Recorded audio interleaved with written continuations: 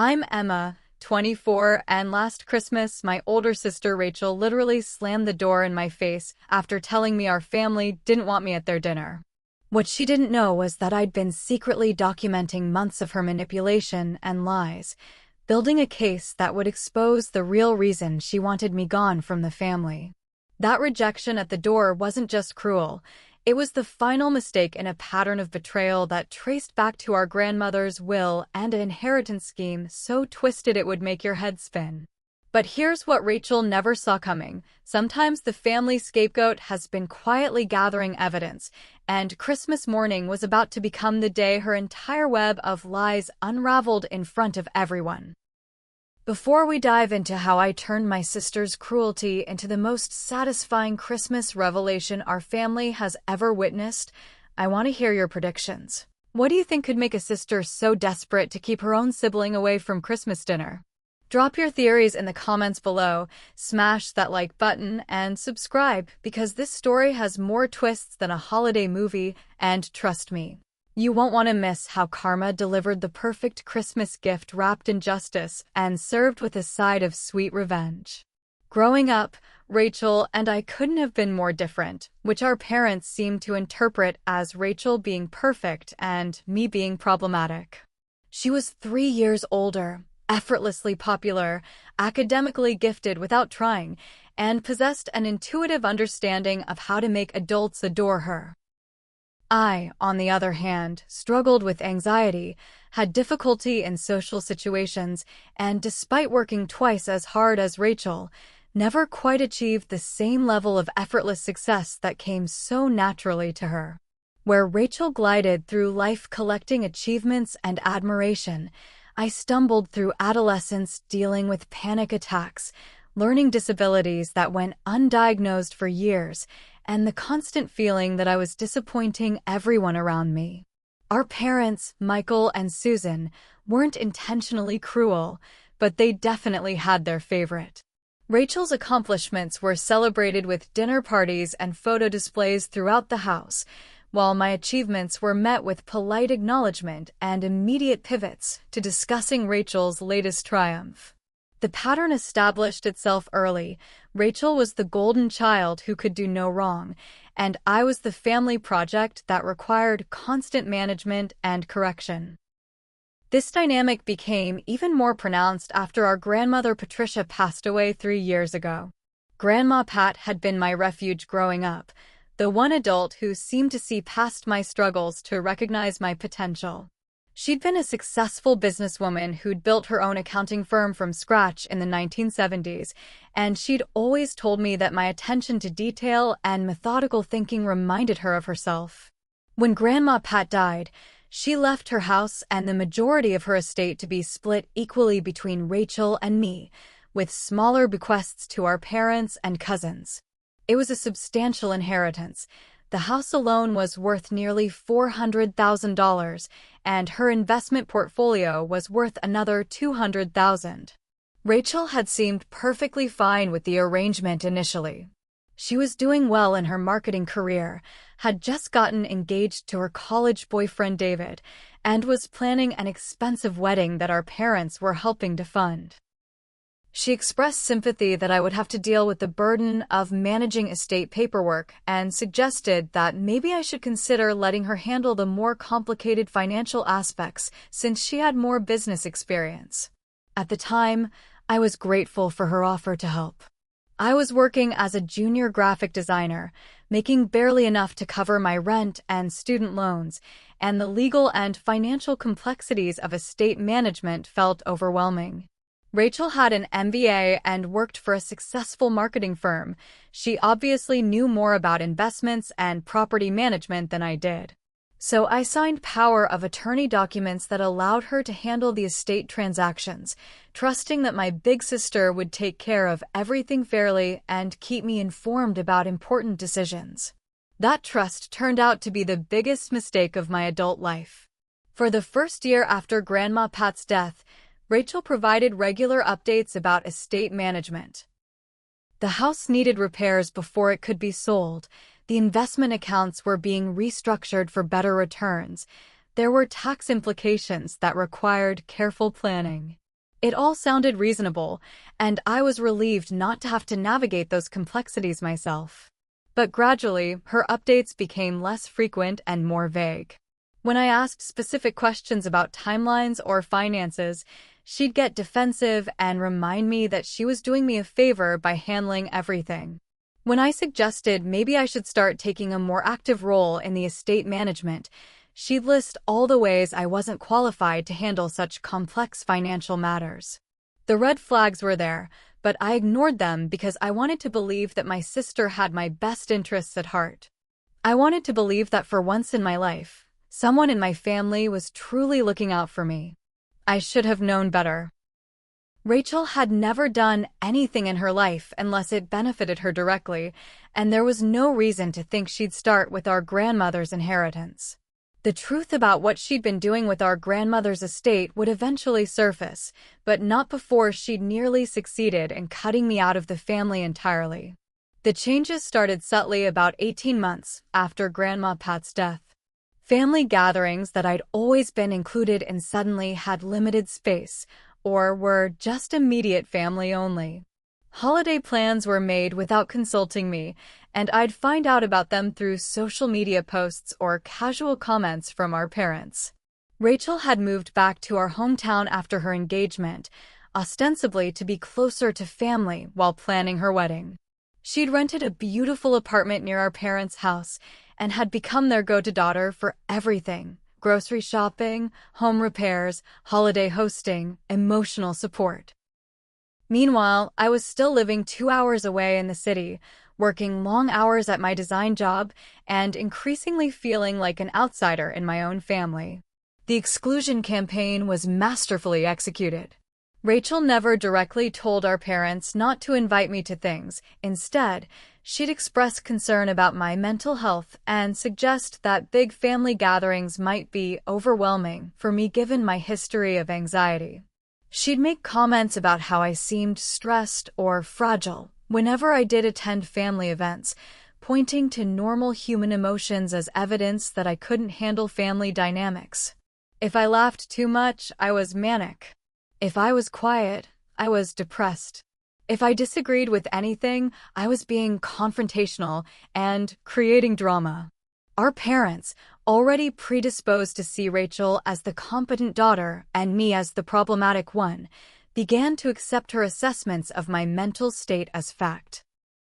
They started approaching me with kid gloves, asking if I was okay constantly, and making decisions about my inclusion based on Rachel's recommendations about what I could handle. The most insidious part was how she'd frame her exclusion of me as protection. She wasn't being cruel. She was being caring. She wasn't pushing me out. She was looking out for my well-being. She wasn't manipulating our parents. She was helping them understand my needs. Holiday celebrations became particularly difficult. Thanksgiving dinner was moved to Rachel's apartment because Mom's dining room was too small for everyone, but somehow there was only enough space for 6 people, and I was the 7th. Christmas Eve traditions were changed to accommodate Rachel's work schedule, scheduled for times when I couldn't get time off from my job. When I'd express hurt or confusion about being excluded, Rachel would respond with concerned sympathy. "Emma, I'm worried about you. You seem to be taking everything so personally lately. Maybe you should talk to someone about these feelings of persecution." The gaslighting was so subtle and consistent that I began to question my own perceptions. Maybe I was being too sensitive. Maybe I was creating problems where none existed. Maybe my family really was better off without my negative energy bringing everyone down. But the final straw came when I discovered what Rachel had been doing with Grandma Pat's estate during those months she'd been systematically pushing me out of the family. Through a series of financial documents that arrived in my mail by mistake, documents that should have gone to Rachel as the power of attorney, I learned that she'd sold our grandmother's house 8 months earlier. The house that was supposed to be split between us had been sold for $425,000, and according to the closing documents, the entire proceeds had gone into an account with only Rachel's name on it.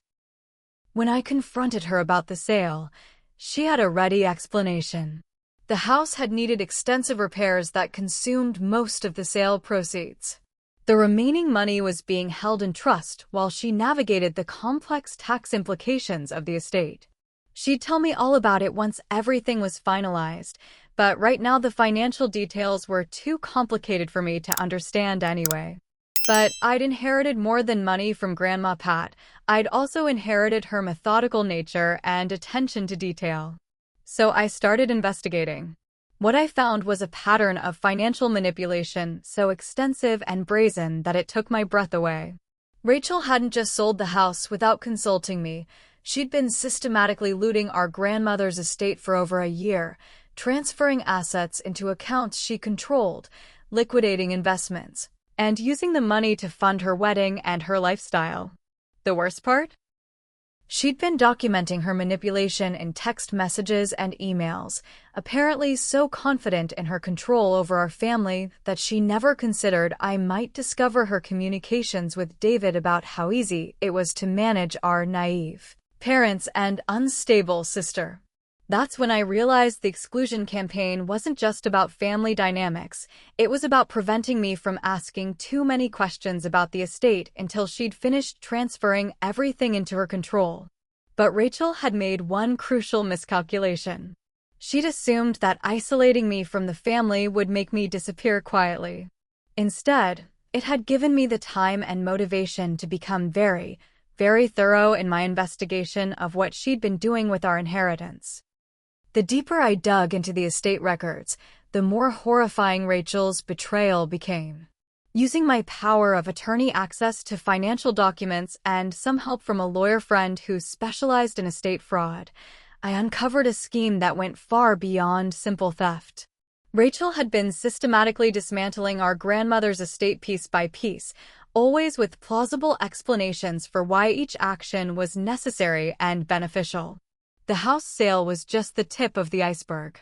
She'd liquidated Grandma Pat's entire investment portfolio, over $200,000 in carefully selected stocks and bonds that our grandmother had been building for decades.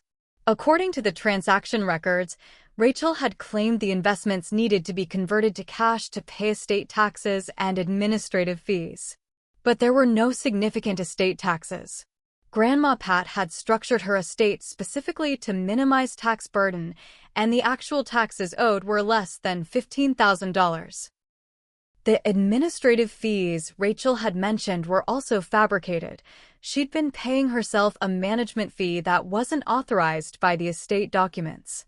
Even more damaging were the personal items that had been specifically bequeathed to me in the will. Grandma Pat's jewelry collection, her antique furniture, and her collection of first-edition books were all supposed to come to me.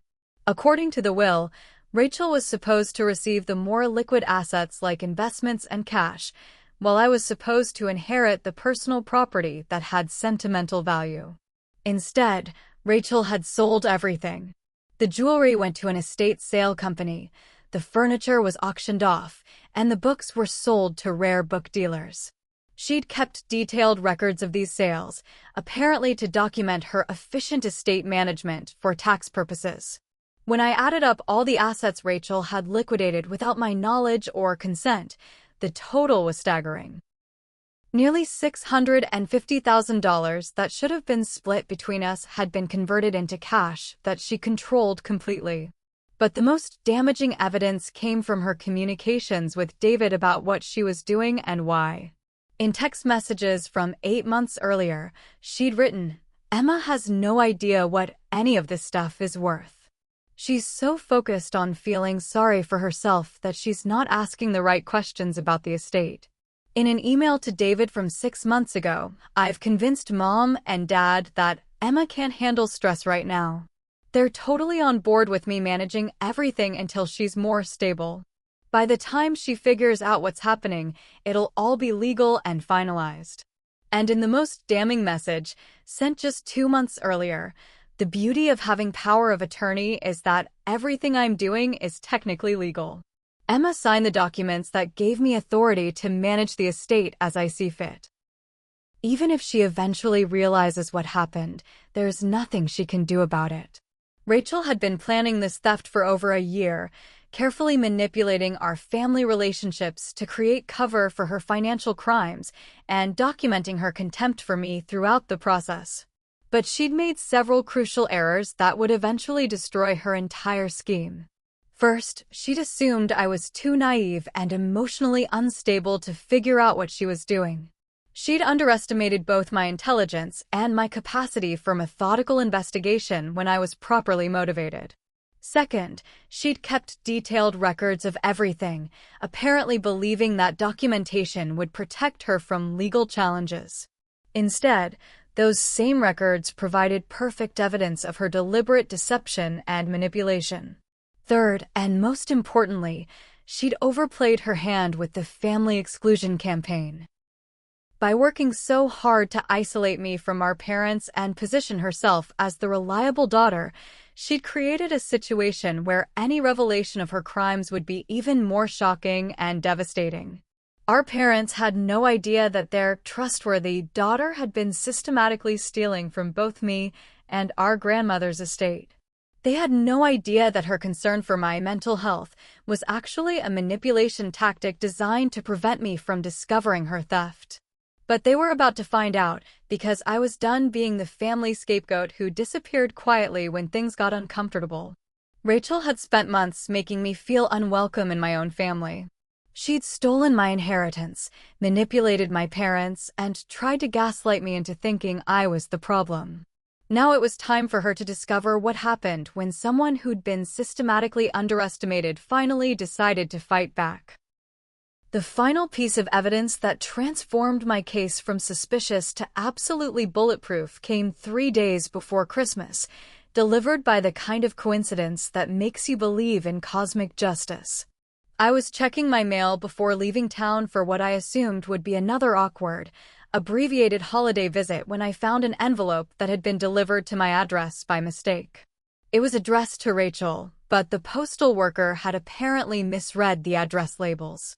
Inside was a bank statement for an account I'd never seen before, an investment account in Rachel's name that had been opened 8 months earlier with an initial deposit of $425,000.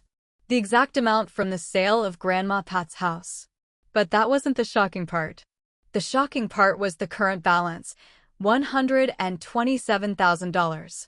Rachel had spent or invested nearly $300,000 in 8 months. The statement showed regular transfers to her personal checking account, payments to wedding vendors, a down payment on a new car, and several large investments in cryptocurrency and day trading that had lost money. She hadn't just stolen my inheritance, she'd gambled it away on risky investments and used it to fund a lifestyle she couldn't afford. But the statement also showed something else that made my blood run cold. Automatic transfers scheduled for the next 6 months that would drain the account completely. Rachel was planning to spend every remaining penny of our grandmother's estate, leaving nothing for me to recover even if I managed to prove the theft. As I sat in my apartment reading through the financial records, I realized that Rachel's Christmas Eve exclusion from family dinner wasn't just cruelty, it was strategic. She needed me to stay away long enough for her to complete the asset transfers and cover her tracks completely. This is where I need to pause and ask all of you following this story, have you ever had that moment when you realize someone you trusted has been systematically betraying you for months? When you discover that their concern for you is actually manipulation designed to cover their own crimes. If you've experienced that kind of betrayal, hit that like button and let me know in the comments what gave you the strength to fight back, because what happened next required every ounce of courage I didn't know I had. Don't forget to subscribe because this confrontation is about to get intense, and you won't want to miss how I finally exposed Rachel's scheme in front of our entire family. That bank statement was the final piece of evidence I needed, but I still had to figure out how to use it effectively. Rachel had spent over a year positioning herself as the responsible, caring sister while painting me as unstable and unreliable. Simply showing up with accusations and paperwork wouldn't be enough. Our parents were predisposed to believe her over me, and she'd have explanations ready for everything. I needed to create a situation where the truth would be undeniable and her manipulation would be exposed in a way that couldn't be explained away or dismissed. That's when I decided to show up for Christmas dinner anyway. Rachel had told me I wasn't welcome, but she'd never actually communicated that message to our parents. She'd simply assumed that her rejection would be enough to keep me away, allowing her to control the narrative about my absence.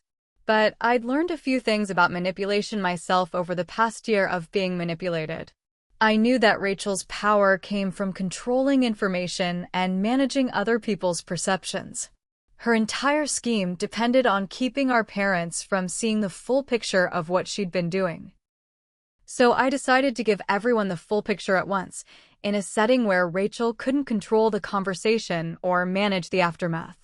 I spent Christmas Eve preparing copies of every piece of evidence I'd gathered: bank statements, estate documents, property records, and especially the text messages and emails where Rachel had documented her contempt for our family and her pleasure in deceiving us. Then I wrapped it all up in a beautiful Christmas present, complete with ribbon and a card that read, "To Rachel, with love from Grandma Pat's estate." I hope you enjoy your Christmas surprise as much as I've enjoyed preparing it for you. Christmas morning, I loaded my car with evidence files and drove 2 hours to our parents' house, preparing for the confrontation that would either restore my place in our family or destroy it completely. Either way, I was done being the family scapegoat who disappeared quietly when things got uncomfortable. Christmas morning was crisp and clear, with that particular quality of winter light that makes everything look sharp and defined. I sat in my car outside our parents' house for 10 minutes, watching through the windows as my family moved around inside, preparing for a holiday celebration that was supposed to include everyone but had been designed to exclude me. Rachel's car was in the driveway next to David's, along with our parents' vehicles and Uncle Pete's truck. The whole family was there, just as I'd expected. Everyone except the sister who'd been deemed too unstable and problematic to handle a family Christmas. I grabbed my gift bag full of evidence and walked up the front steps, my heart pounding, but my resolve absolutely solid. This was it, the moment when everything would change, one way or another. I rang the doorbell and waited. Rachel opened the door, and the expression on her face when she saw me was something I'll never forget.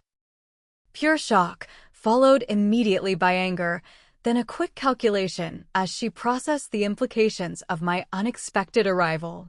"What are you doing here?" she hissed, stepping outside and pulling the door partially closed behind her so our conversation wouldn't be overheard inside. "Merry Christmas to you too, sister," I said calmly. "I came to spend the holiday with my family. Emma, we talked about this. You're not in a good headspace right now, and big family gatherings are too much stress for you. I'm trying to protect you from having an episode in front of everyone." The gaslighting was so automatic, so practiced, that she delivered it without even thinking. Even caught off guard by my unexpected appearance, her first instinct was to manipulate the situation by questioning my mental state. But I'd been preparing for this moment for weeks, and I wasn't the same person she'd been manipulating for the past year. "That's interesting," I said, reaching into my gift bag. "Because I've been feeling much better lately. More clear-headed. More focused. Especially after I started investigating what happened to Grandma Pat's estate." The color drained from Rachel's face as I pulled out a thick folder of documents. "I don't know what you think you've discovered," she said, but her voice had lost its confident edge. "But you're clearly having some kind of paranoid episode. Maybe we should call Mom and Dad out here to help you." "Rachel," I interrupted, "please stop talking and listen very carefully. I know about the house sale. I know about the liquidated investments. I know about the personal property you sold without authorization. I know about the secret investment account. And I know about every text message and email where you documented your plan to steal my inheritance." She opened her mouth to respond, but I held up my hand. "I'm not here to have a private conversation where you can gaslight me and manipulate the situation. I'm here to spend Christmas with my family, and I'm going to give you exactly one opportunity to handle this with some dignity." "You can't prove anything," she said, but the panic in her voice suggested otherwise. "Actually, I can prove everything. The question is whether you want to have that conversation privately with me and our parents, or whether you want me to explain it all to Uncle Pete and his kids too. Rachel stared at me for a long moment, clearly trying to calculate her options. Finally, she stepped aside and gestured for me to come in. "Fine," she said. "But when you have your breakdown in front of everyone, don't say I didn't warn them." As we walked into the house together, I realized that Rachel still thought she could control the situation. She still believed that her year of manipulation had been effective enough that our parents would side with her over me, even when presented with evidence of her crimes. She was about to learn exactly how wrong she was. "Emma," Mom exclaimed as I walked into the living room, her face lighting up with genuine surprise and pleasure. "We didn't expect you. Rachel said you weren't feeling up to joining us this year. Did she?" I said, setting my gift bag down carefully next to the Christmas tree. "That's interesting, because I don't remember having that conversation with anyone." The room went quiet as the implications of my statement settled. Dad looked confused, Uncle Pete raised an eyebrow, and David shifted uncomfortably on the couch. Rachel jumped in quickly, her voice taking on that tone of patient concern she'd perfected over the past year. "Emma, you know you've been struggling lately. We talked about how family gatherings can be overwhelming when you're dealing with anxiety and depression. I was just trying to protect you from additional stress." "That's so thoughtful of you," I said, maintaining perfect calm. Speaking of protection, I brought everyone Christmas gifts this year. Special ones that I think you'll all find very enlightening. I reached into my bag and began distributing folders to each family member: Mom, Dad, Uncle Pete, even David. Everyone except Rachel. "Emma, what are you doing?" Rachel's voice had a sharp edge now, the concerned sister act starting to crack. "I'm giving everyone the same Christmas gift," I explained. "Complete documentation of what's been happening with Grandma Pat's estate over the past 18 months. Financial records, legal documents, and communication records that I think everyone will find very interesting." Mom opened her folder first, her expression moving from confusion to concern to outright shock as she flipped through the pages. "Rachel," Dad said slowly, his voice carrying a tone I'd never heard before, "what is all of this?" "It's Emma having a paranoid breakdown," Rachel said desperately. "She's been obsessing over the estate management for months, making wild accusations because she can't handle the complexity of the financial arrangements." "Is that what you call it?" I asked, pulling out my phone. "Because I have recordings of several conversations with the bank managers who handled these transactions, and they seemed very concerned about the irregularities in the account management." That was a bluff. I didn't have any recordings, but Rachel's face went white, which told me everything I needed to know about her guilty conscience. Uncle Pete, who'd been quietly reading through his folder, looked up with an expression of pure disgust. "Rachel, did you really liquidate your grandmother's entire investment portfolio without Emma's knowledge?" "The investments needed to be restructured," Rachel said, but her voice was shaking now. There were tax implications and administrative requirements that Emma couldn't understand. "I understand them perfectly now," I said, pulling out the bank statement that had been delivered to my address by mistake. "In fact, I understand that you deposited $425,000 from the house sale into a personal investment account, and you've spent nearly $300,000 of it on your wedding, your car, and some very bad cryptocurrency investments." The silence in the room was deafening. Even the children had stopped playing and were watching the adults with wide eyes. Mom was crying now, clutching the folder to her chest. "Rachel, honey, please tell me there's an explanation for this. Please tell me you didn't steal from your sister and your grandmother's estate." "I didn't steal anything," Rachel shouted, finally losing control completely. "I had power of attorney. I was authorized to manage the estate as I saw fit. Everything I did was legal. Having power of attorney doesn't give you the right to convert estate assets for your personal use," I said quietly.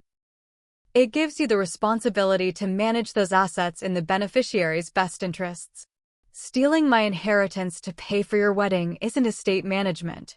It's embezzlement." David, who'd been silent throughout the entire confrontation, finally spoke up. Rachel, you told me that Emma had agreed to let you buy out her share of the inheritance. You said she wanted cash instead of dealing with property management. She did agree, Rachel said desperately. She signed the power of attorney documents. Signing power of attorney doesn't mean agreeing to sell everything without consultation, Dad said, his voice hard with anger and disappointment. Emma, why didn't you come to us sooner? Because Rachel spent the past year convincing you that I was too mentally unstable to handle family stress, I replied. Every time I tried to ask questions about the estate, she'd suggest that I was having anxiety issues and that you should make decisions about my inclusion in family events based on my supposed inability to cope. The pieces were falling into place for everyone now. The gradual exclusion from family gatherings, the concerns about my mental health, the suggestions that I couldn't handle complex financial discussions, it had all been manipulation designed to prevent me from discovering Rachel's theft. My God, Mom whispered. Rachel, what have you done? I've taken care of this family. Rachel screamed, completely unhinged now. I moved back home to be close to you. I've been available for everything you needed. I've been the responsible daughter while Emma lived in her apartment in the city, too busy with her own life to care about anyone else. You've been the daughter who stole from her own sister, Uncle Pete said coldly. You've been manipulating your parents to cover up your crimes. Rachel looked around the room at the faces of her family, faces that showed disappointment, anger, betrayal, and disgust. For the first time in her adult life, she was facing consequences that she couldn't charm or manipulate her way out of. This is all Emma's fault, she said desperately. She's always been jealous of me, always trying to cause problems in this family. She's orchestrated this entire situation to turn you against me. Rachel, I said quietly, stop talking. Every word you say is making this worse for yourself. But she couldn't stop. The mask had finally slipped completely, and the manipulative, narcissistic person underneath was fully exposed. You want to destroy me because you can't stand that I'm successful and you're not, she continued. You've never been able to handle the fact that I'm smarter, more capable, more accomplished than you'll ever be. The cruel words hung in the air, finally revealing the contempt and superiority that had been driving her behavior for years. This wasn't about estate management or family dynamics. This was about Rachel's fundamental belief that she was entitled to whatever she wanted, regardless of who got hurt in the process. That's when I realized the most satisfying part of this confrontation wasn't going to be the legal consequences or the financial recovery. It was watching my family finally see Rachel exactly as she really was, without the charm and manipulation that had protected her for so long. The aftermath of Christmas morning unfolded with the kind of swift, decisive action that comes when people finally understand they've been deceived for months. Once the initial shock wore off, my family moved into crisis management mode, but this time, they were managing Rachel's crisis, not mine. Dad immediately called the family attorney, who confirmed that Rachel's actions constituted both breach of fiduciary duty and potential criminal fraud. The power of attorney documents she'd been hiding behind actually made her crimes more serious, not less, because she'd violated the legal responsibility to act in my best interests. Mom spent an hour on the phone with the bank that held Rachel's investment account, freezing all transactions until the legal situation could be resolved.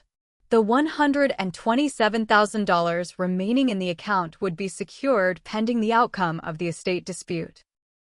Uncle Pete, who worked in law enforcement, explained that the documented communications between Rachel and David would make prosecution straightforward if I chose to pursue criminal charges. The text messages where she'd admitted to deceiving the family and expressed satisfaction about manipulating me would be devastating evidence in court. But the most profound change was in how my family saw me and how I saw myself. For the first time in my adult life, I wasn't the problematic daughter who needed management and protection. I was the family member who'd been systematically victimized and who'd found the strength and intelligence to fight back effectively. Mom couldn't stop apologizing for believing Rachel's manipulations about my mental health. She genuinely thought she was protecting me from stress when she'd excluded me from family gatherings, never realizing that the exclusion was part of Rachel's strategy to prevent me from discovering the theft. Dad was furious with himself for not questioning Rachel's management of the estate more closely.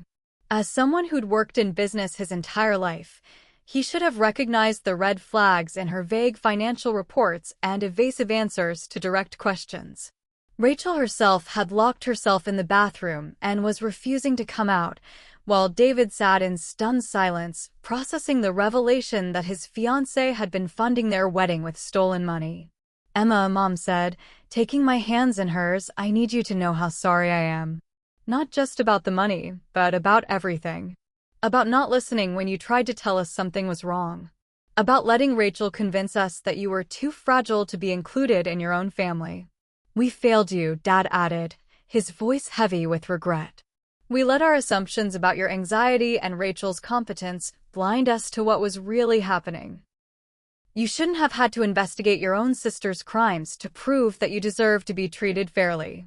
The validation was overwhelming after months of gaslighting and manipulation. To finally have my family acknowledge that I'd been the victim rather than the problem felt like emerging from an emotional prison I'd been trapped in for over a year. But the real satisfaction came from watching Rachel face consequences that she couldn't charm her way out of. When she finally emerged from the bathroom, she tried one last manipulation strategy: tears, apologies, and promises to make everything right if everyone would just forgive her and move forward as a family. "I made mistakes," she sobbed, "but I never meant to hurt anyone. I was just trying to manage everything efficiently, and I got overwhelmed by the complexity. I can pay back every penny if you'll just give me a chance to make this right. It might have worked a year ago." Rachel's tears and apologies had been effective manipulation tools throughout our childhood and young adulthood. But everyone had seen the evidence now. Everyone had read her contemptuous text messages about deceiving us. Everyone understood that her mistakes had been calculated theft spanning over 18 months. "Rachel," I said calmly, "you can't pay back every penny because you've spent nearly $300,000 that wasn't yours to spend. You can't make this right because you've broken trust that took decades to build. And most importantly, you can't manipulate your way out of consequences anymore because everyone can see exactly who you really are." David broke up with her that afternoon. The wedding was canceled by evening. By New Year's Eve, Rachel had moved out of her apartment and back into our childhood bedroom, facing both civil lawsuits and potential criminal charges. As for me, I got my inheritance back, minus the money Rachel had already spent, which would be recovered through asset seizures and payment plans enforced by the court. More importantly, I got my family back, along with a new understanding of my own strength and capability. 6 months later, I used part of my recovered inheritance to make a down payment on a house, the first home I'd ever owned, bought with money that my grandmother had saved specifically to help her grandchildren build their futures. Rachel was sentenced to community service and 5 years of financial monitoring as part of a plea agreement that avoided prison time. She was required to pay restitution, but more importantly, she was required to attend counseling for narcissistic personality disorders and financial responsibility. Our relationship will probably never be the same. Too much damage was done, too many lies were told, too much trust was broken. But sometimes family healing doesn't mean going back to the way things were. It means moving forward with honesty about what really happened and who people really are. The most unexpected outcome of this entire ordeal was discovering that my supposed mental health issues had largely been situational responses to being gaslit and manipulated for months. Once I was no longer being systematically deceived and excluded, my anxiety decreased dramatically, and my confidence returned stronger than ever. Now I want to ask all of you who've followed this journey, have you ever discovered that your difficult family member was actually the victim of manipulation by someone else? How do you rebuild trust after betrayal this extensive? What does justice look like when the person who hurt you is someone you once loved unconditionally?